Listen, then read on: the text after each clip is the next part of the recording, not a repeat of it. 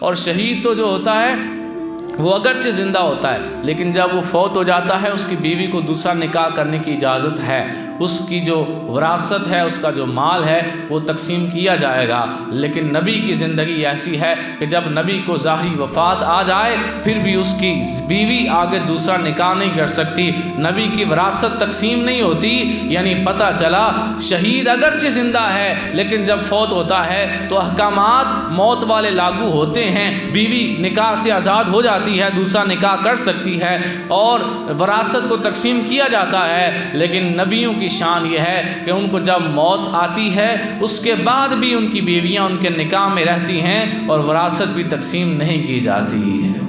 اور ایک اور بڑی لطیف بات میں آپ کی گوش گزار کرنے لگا ہوں، انشاءاللہ تعالیٰ آپ کو سن کر لطف آئے گا کہ حضرت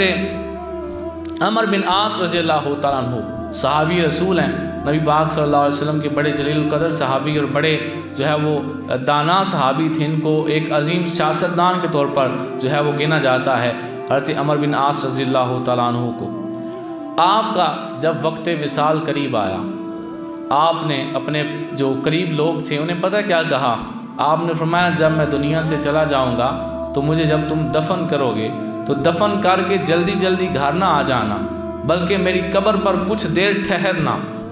کیوں؟ فرمایا اس لیے کہ میرا دل قبر میں لگ جائے، مجھے قبر سے وحشت نہ ہو، میرا دل قبر میں لگ جائے، میرا دل وہاں گھبرائے نہ، میرا دل وہاں پہ لگ جائے۔ سرکار علیہ السلام کے صحابی ہیں، حضور نے تربیت کی ہوئی ہے لیکن وہ دنیا سے جاتے وقت زمانے کو بتا رہے ہیں جب میں قبر میں جاؤں گا تو میں مردہ نہیں ہوں گا، میں زندہ ہوں گا، اسی لیے جو اوپر کھڑے ہوئے ہوں گے ان کی موجودگی سے میرا دل لگا رہے گا۔ حضرت عمر بن عاص، یہ صحیح مسلم شریف کی حدیث پاک ہے، حضرت عمر بن عاص رضی اللہ تعالیٰ عنہ زمانے والوں کو بتا کے جاتے ہیں کہ میری قبر کے اوپر تھوڑی دیر کھڑے رہنا تاکہ میرا دل قبر میں لگ جائے۔ پتہ چلا حضرت عمر بن عاص کا عقیدہ تھا میں مار کے قبر میں جاؤں گا تو میں مردہ نہیں ہوں گا، میں زندہ ہوں گا، مجھے ان کی موجودگی کا احساس ہوگا، مجھے پتہ چلے گا یہ کھڑے ہوئے ہیں مجھ سے بات کر رہے ہیں۔ تو جس نبی کے صحابی کی شان یہ ہے، اس نبی کی اپنی زندگی کا عالم کیا ہو۔